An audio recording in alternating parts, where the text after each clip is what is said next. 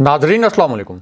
Inside news के नए programme के साथ मैं हूं इब्राहिम राजा और आज हम आपको चीफ जस्टिस के एक हंगामी फैसले, राना सनाउल्लाह के इस्तीफे, army chief general Asim Munir के एक हसास तरीन फैसले और शहबाज शरीफ की छुट्टी के मुतल्लिक दो बड़ी खबरों और तीन हैरानकुन वाक़यात की अंदरूनी कहानी सुनाएंगे।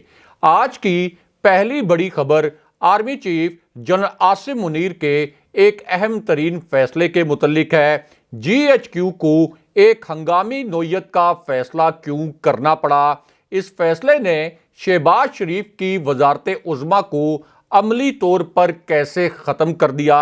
एक ताकतवर वजीर को सबके सामने शटअप कॉल क्यों दी गई? इस वजीर का नाम क्या है? इस वजीर ने ऐसी क्या हरकत की कि इसे सबके सामने जलील कर दिया गया? इस वजीर को किन 7 अहम शख्सियात के सामने रुस्वा किया गया? वज़ीर-ए-आज़म हाउस में 41 मिनट तक क्या कुछ होता रहा? शहबाज शरीफ की एक मिस्टीरियस और पुरअसरार कॉल कैसे पकड़ी गई? इस कॉल में क्या घिनौनी वारदात प्लान की गई? इसकी अंदरूनी कहानी आपको मुख्तसरन सुनाते हैं।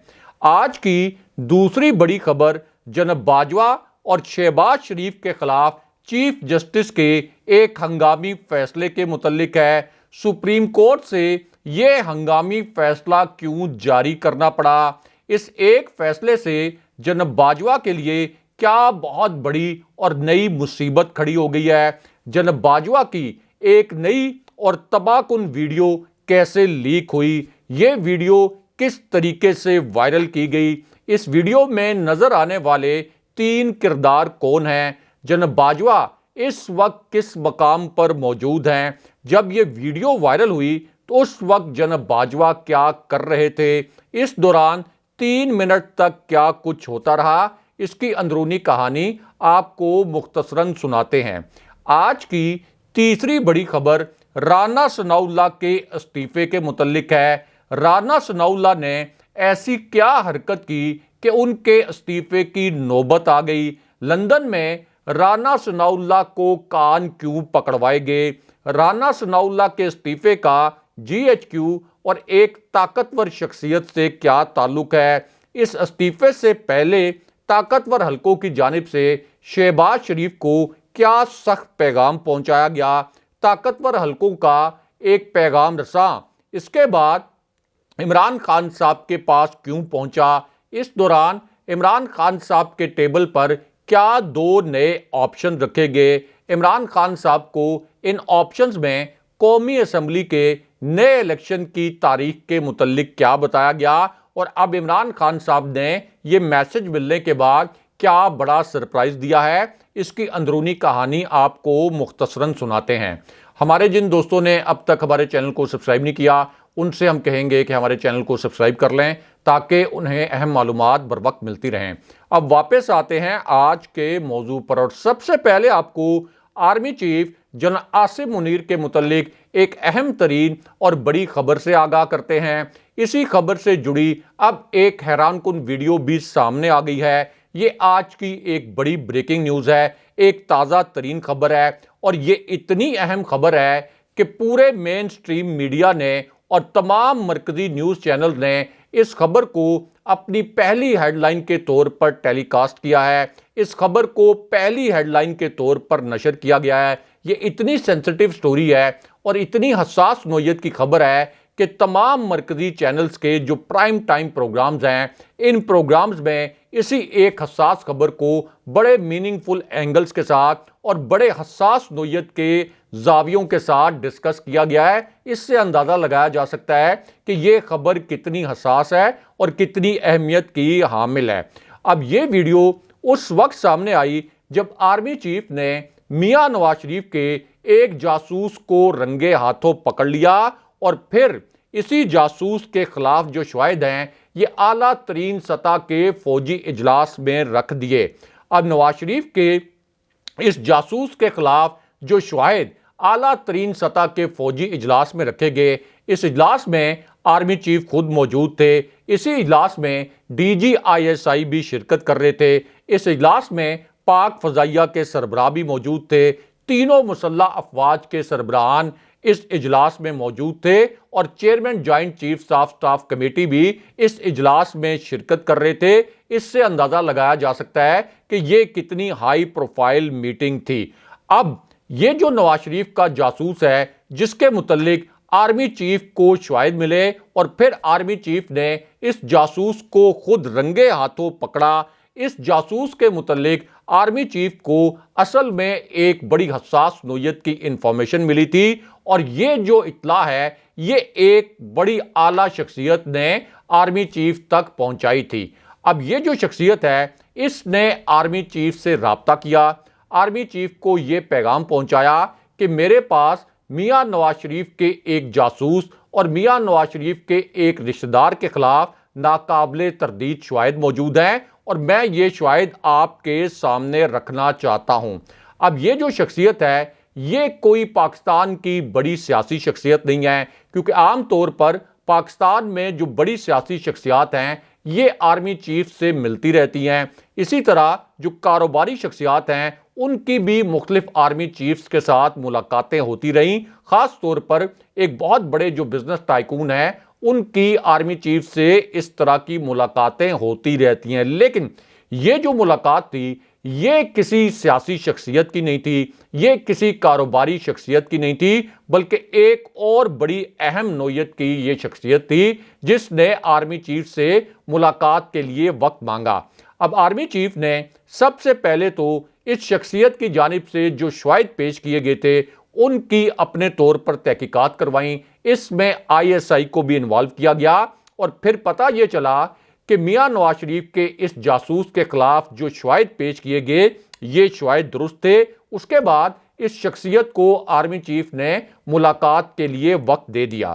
اب جس وقت یہ شخصیت آرمی چیف کے پاس پہنچی اور اس نے نواز شریف کے اس جاسوس کے خلاف شواہد آرمی چیف کے سامنے رکھے تو آرمی چیف ان شواہد کو دیکھ کر حیران پریشان رہ گئے، کیونکہ یہ شواہد بڑے ٹھوس تھے اور ان کے ساتھ ایک ڈوسیئر بھی موجود تھا۔ اس کے بعد آرمی چیف نے اپنے فوجی ذرائع سے ان شواہد کی مزید تحقیقات کروائیں اور جب مزید تحقیقات کروائی گئیں تو ثابت ہو گیا کہ نواز شریف کے اس رشتہ دار اور نواز شریف کے اس جاسوس کے خلاف جو الزامات لگائے گئے اور جو شواہد سامنے لائے گئے یہ شواہد 100% درست تھے۔ اس کے بعد آرمی چیف نے یہ فیصلہ کیا کہ یہ شواہد اعلیٰ ترین سطح کے فوجی اجلاس میں رکھے جائیں گے۔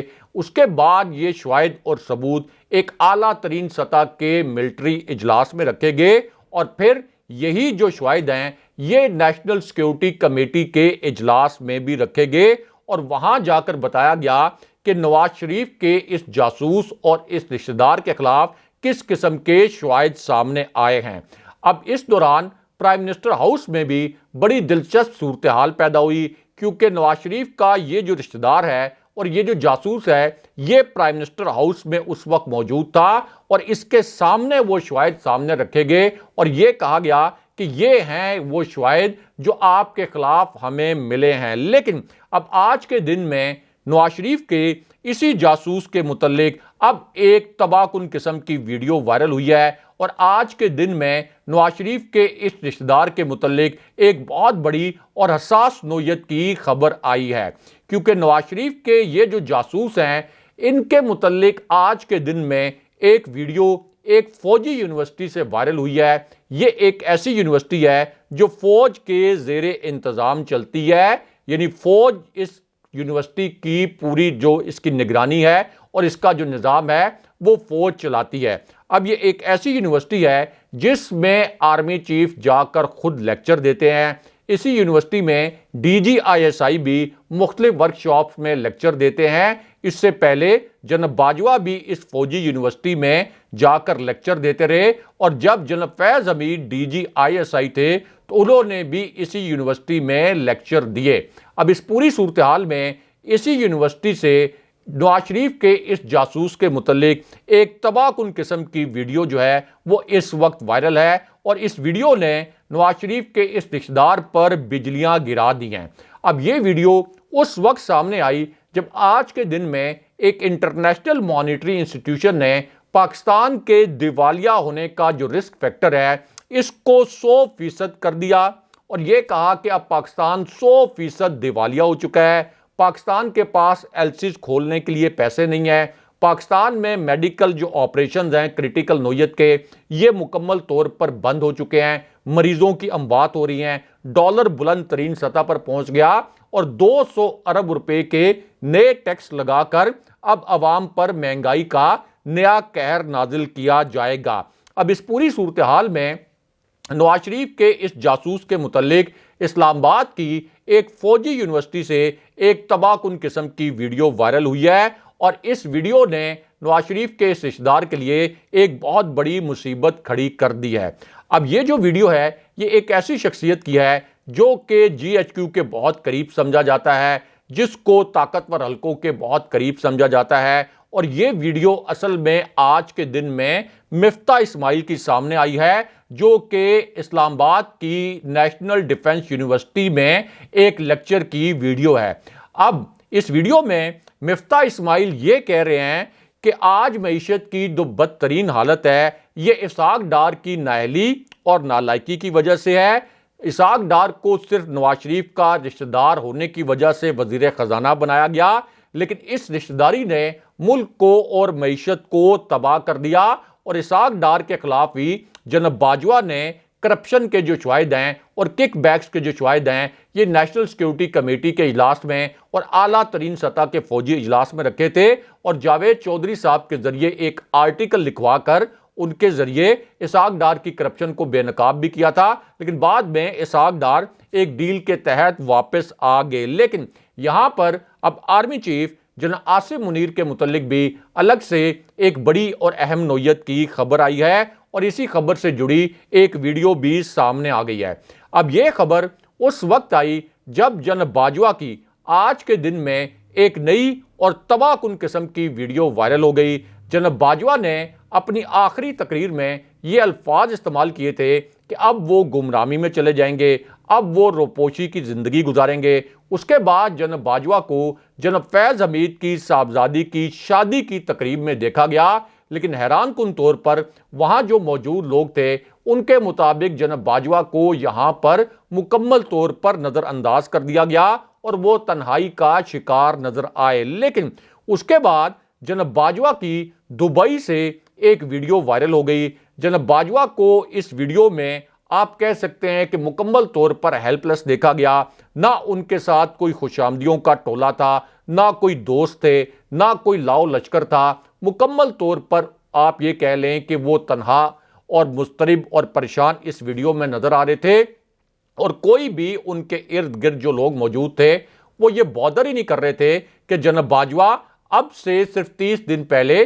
پاکستان کے آرمی چیف رہ چکے ہیں۔ لیکن اب جناب باجوہ کی آج کے دن میں لندن سے ایک تباہ کن قسم کی ویڈیو وائرل ہوئی ہے۔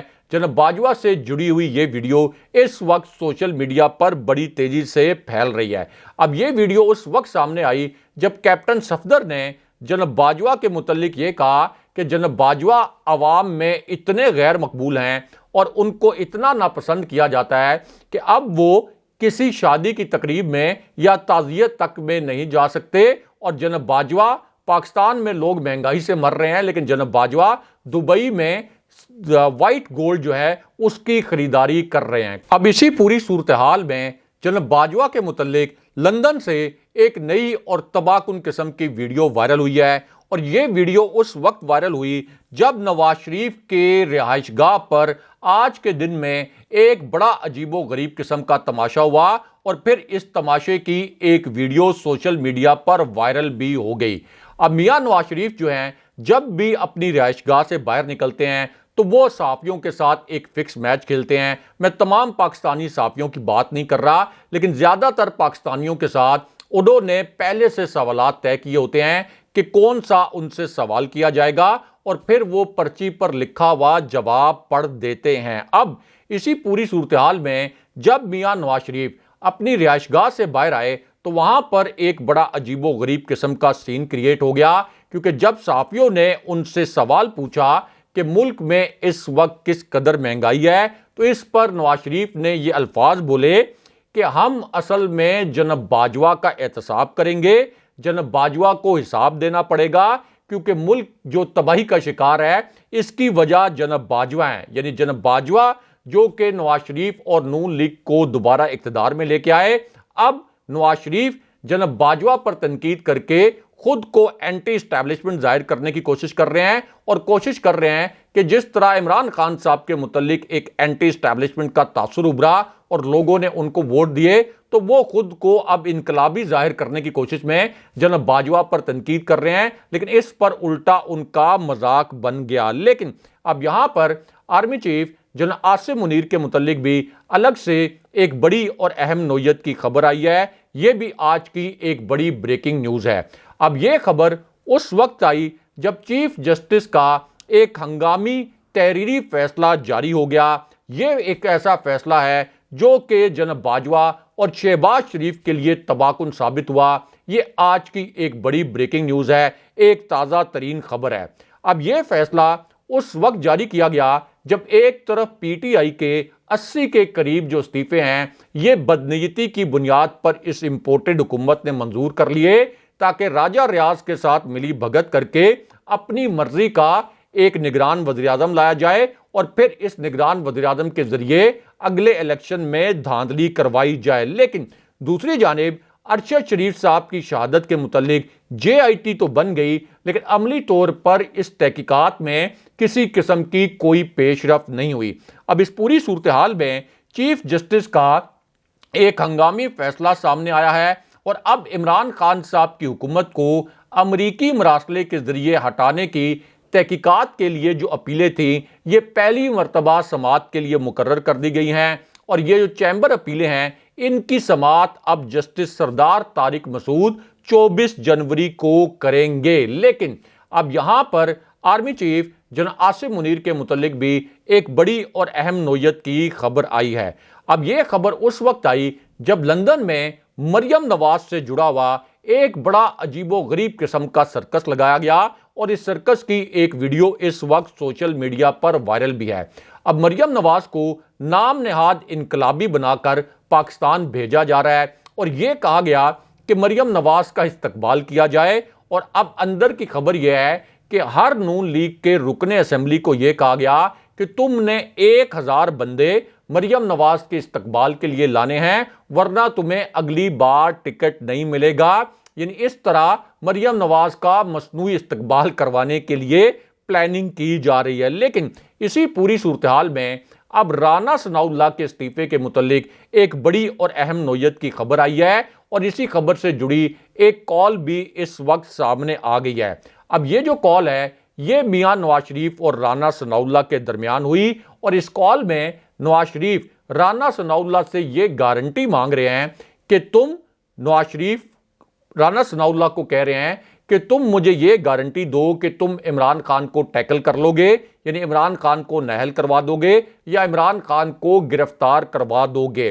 اب چونکہ رانا ثناء اللہ ہر محاذ پر عمران خان صاحب کے خلاف ناکام ہوئے، تو پہلے تو نواز شریف نے لندن بلا کر رانا ثناء اللہ کی کھچائی کی۔ کچھ لوگوں نے کہا کہ رانا ثناء اللہ کو علامتی طور پر کان پکڑا دیے گئے، اور اس کے بعد اب رانا ثناء اللہ نے خود یہ انکشاف کیا ہے کہ چونکہ مریم نواز اب انتخابی مہم کی سربراہی کے لیے پاکستان آ رہی ہیں اور ہم وزیر کے طور پر یہ الیکشن کیمپین نہیں چلا سکتے، اس لیے مجبوراً مجھے اور چند دیگر وزراء کو استعفے دینے پڑیں گے تاکہ ہم یہ مہم چلائیں۔ لیکن یہاں پر جو کچھ حلقے ہیں وہ یہ کہہ رہے ہیں کہ اصل میں میاں نواز شریف رانا ثناء اللہ کی کارکردگی پر سخت ناراض ہیں کہ وہ عمران خان کو اب تک گرفتار یا نااہل نہیں کروا سکے، اس لیے اصل میں میاں نواز شریف نے ان سے یہ کہا کہ آپ کے لیے یہ آخری وارننگ ہے اور آپ اپنا استعفیٰ تیار رکھیں۔ اس لیے اب رانا ثناء اللہ جو ہیں وہ